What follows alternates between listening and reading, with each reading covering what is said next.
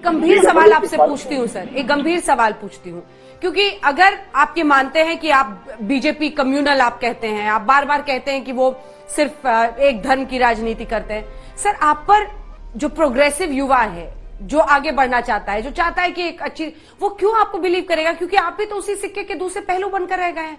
आपकी हर दूसरी लाइन में मुस्लिम वर्ड होता है, आपको सिर्फ मुस्लिमों की चिंता दिखाई देती है। आप कैसे अपने आप को अल्टरनेटिव बनता हुआ देख रहे हैं? आप तमाम राज्यों में तो पहुंच रहे हैं अपनी चुनावी नैया लेकर, लेकिन आपको भी बस वही भरोसा है कि मुस्लिम भैया जो हैं सारे हमें वोट दे दें, तभी शायद ओवैसी जी की नैया निकल पड़े। इन पर कोई नहीं बोलता। और फिर ये योगी आदित्यनाथ के दौर में हर पुलिस स्टेशन में एक ठाकुर है, उनको कोई नहीं बोलता। यही लखनऊ में जहां से आप मुझे इंटरव्यू कर रहे हैं, एक ब्राह्मण समाज के लड़के को पुलिस ने एनकाउंटर में मार दिया तो पुलिस वाले सस्पेंड हो गए, और वो जो दूसरे एनकाउंटर हुए जिसमें मुसलमान मारे गए, एक सस्पेंड नहीं होता है। ये कौन बात करेगा मुसलमान की? फिर बात तो करना चाहिए ना। जब भारत की जमहूरियत में इसमें हिस्सेदारी की हम बात कर रहे हैं, पार्टिसिपेटिव फॉर्म ऑफ डेमोक्रेसी है, तो पार्टिसिपेशन सिर्फ वोट डालने के हद तक होगा या फिर जीतने का भी होगा? एमएलए बनेगा, एमपी बने। ये तो हमको ये कहा गया है कि बाबा आप मुसलमान है, एटीएम की मशीन है, हम आएंगे कार्ड डालेंगे, आपका वोट लेते जाएंगे। अरे भाई कितना वोट डालेंगे जी?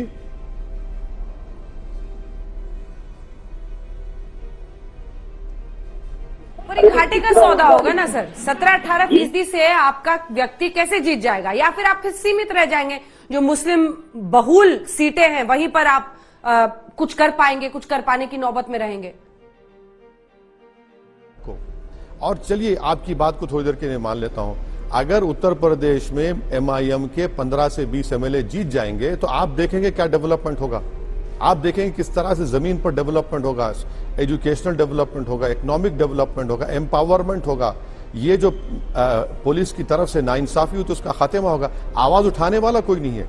लफ्ज मुसलमान बोलने के लिए डरते हैं तमाम लोग और कहते हैं बस खामोश बैठो। खामोश क्यों खामोश बैठे? अरे भाई, जो हर समाज के लोग अपनी आवाज उठा सकते हैं तो उत्तर प्रदेश के मुसलमान तो भारत के अव्वल दर्जे के शहरी हैं, उनको पूरा राइट है अपनी आवाज उठाने का, और उठाना चाहिए, बोलना चाहिए, लड़ना चाहिए डेमोक्रेसी में। आप सिर्फ गूंगों की तरह, अंधों की तरह बैठे रहेंगे तो कोई आपके आंसू नहीं पहुंचेगा, बल्कि और आपको दबा देगा। इसीलिए हम कह रहे हैं कि एमआईएम पार्टी की हिस्ट्री रही है, हम पावर में कभी नहीं आए। हम जब जीतते हैं तो उस जीत का सहारा और उस जीत का क्रेडिट आवाज जनता को देते हैं और उस पर काम करते हैं और उसका फायदा दिखने में आता है।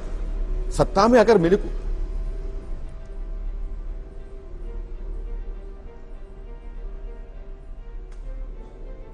हिंदुस्तान के मुसलमानों पर आप बोल रहे थे सर, इसी से एक सवाल मेरे मन में आया कि तालिबान से लेकर अब पोलराइजेशन यूपी में पहुंच रहा है। अब नया कोट ये नहीं है कि आपको पाकिस्तान भेज देंगे, अब कहा जा रहा है अफगानिस्तान भेज देंगे। मेरा सवाल आपसे बड़ा है और वो सवाल ये है कि एक तरफ नसरुद्दीन शाह है जो ये कहते हैं कि जो लोग तालिबान के कब्जे पर, अफगानिस्तान में जो उन्होंने कब्जा किया है उसकी वजह से जश्न मना रहे हैं। वो कह रहे हैं कि ऐसे मुस्लिम ठीक नहीं है, ये गलत है, क्योंकि हमको इंडिया में वो फ्रीडम है और जो हमने जिंदगी यहां पर जी है वो बिल्कुल अलग किस्म की है। तालिबान एक बहुत ही खूंखार मध्ययुगी सोच वाले लोग हैं। दूसरी तरफ आप देखते हैं जावेद अख्तर जैसे लोगों को भी, जिनके बयान को लेकर बवाल है। आप कहां पर खड़े हैं इसमें? क्योंकि यूपी में सबसे ज्यादा पोलराइजेशन अब तालिबान के नाम पर हो रहा है। भी नहीं है भारत का मुसलमान अफगानिस्तान कहां है, उसके मसाइल दूसरे हैं। उसकी प्रॉब्लम क्या बताता हूं आपको। कानपुर में एक मुसलमान को पीटा गया, उसकी 10 साल की बेटी लपेटकर बाप को बचा रही है, वो मेरा मसला है। इखलाक को मारना, पीलू खान का मारना, इन बच्चों को 22 मुसलमानों को जो फायरिंग में मर गए CAA के, उनकी मौत, मुसलमानों का literacy rate, drop out rate, ये हमारे मसाइल हैं। अब जहां तक सवाल बीजेपी का है तो हम बीजेपी को डायरेक्ट पूछ रहे हैं, अगर तालिबान टेररिस्ट है तो डिक्लेयर करिए ना उनको। आप, मैं चैलेंज करता हूं योगी आदित्यनाथ को और नरेंद्र मोदी को, डिक्लेयर करिए, चलिए बताइए तालिबान टेररिस्ट है। अगर है तो यूएपी में लाइए, और अगर टेररिस्ट अगर आप मानते हैं तो यूएन सैंक्शन कमेटी में आप उनको डिलिस्ट मत करिए। कौन रोक रहा है आपको? आपकी तो जबान खामोश है। आपने तो अपनी एम्बेसी में उन लोगों को बुलाकर नहीं मालूम कबाब खिलाया या बिरयानी खिलाई या बिस्कुट खिलाया, क्या खिलाया? आपने तो बात की उनसे। क्यों बात की आपने? वो भारत की सरजमीन पर एम्बेसडर में तालिबान के ऊपर राजनीति तो आप कर रहे हैं। फिर इनको बताना चाहिए देश को। भारत के 35,000 करोड़ रुपये खर्चा हुए हैं, लाइब्रेरी बनाई गई, डैम बनाया गया, पार्लियामेंट की बिल्डिंग बनाई गई, और वो CIA का जो ऑफिसर कल हिंदुस्तान टाइम्स इंटरव्यू में कहता है कि नरेंद्र मोदी की सरकार ने भारत के मुसलमानों को आइसोलेट करके नेशनलिज्म और रिलीजन के नाम पर गलत काम किया, खंडन करें मोदी सरकार उसके इस बयान को, इंटरव्यू को। हम ये कह रहे हैं कि आप बताइए ना, तालिबान टेररिस्ट है या नहीं है। हाँ, मैं ये कह रहा हूं कि अफगानिस्तान में जो तब्दीली आई है इससे पाकिस्तान को फायदा होगा और फ्यूचर में हो सकता है भारत के लिए ठीक ना हो। मैं तो पार्लियामेंट में स्पीचेस हैं 2013 से मैं कह रहा हूं।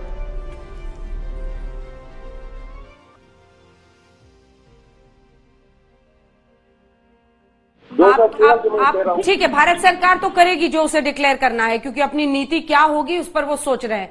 लेकिन आपकी नजर में तालिबान क्या है? आपकी नजर में वो खूंखार मध्ययुगी सोच वाले क्लैन के लोग हैं या नहीं, जो महिलाओं पर अत्याचार करते हैं? आपकी नजर में क्या है? इंसान कहलाना, उसको इंसान नहीं कह सकते आप।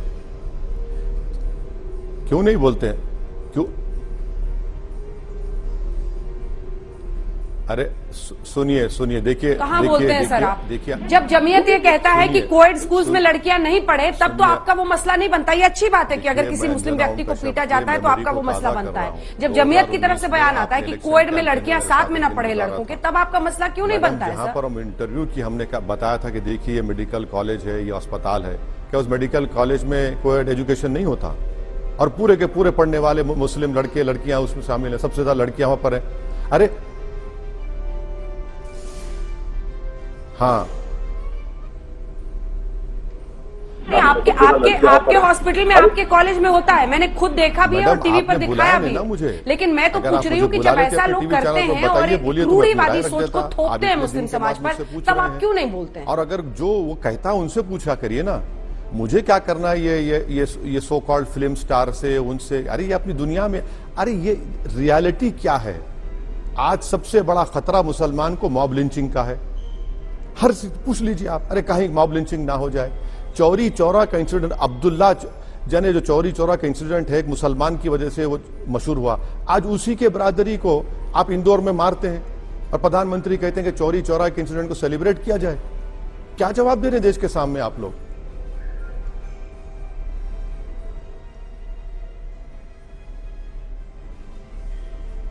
बीजेपी, यही तो हम कह रहे हैं। बीजेपी कहती है हिंदुओं की लिंचिंग पर देश चुप रहता है, वो उनकी आवाज उठाते हैं। होता दोनों तरफ है।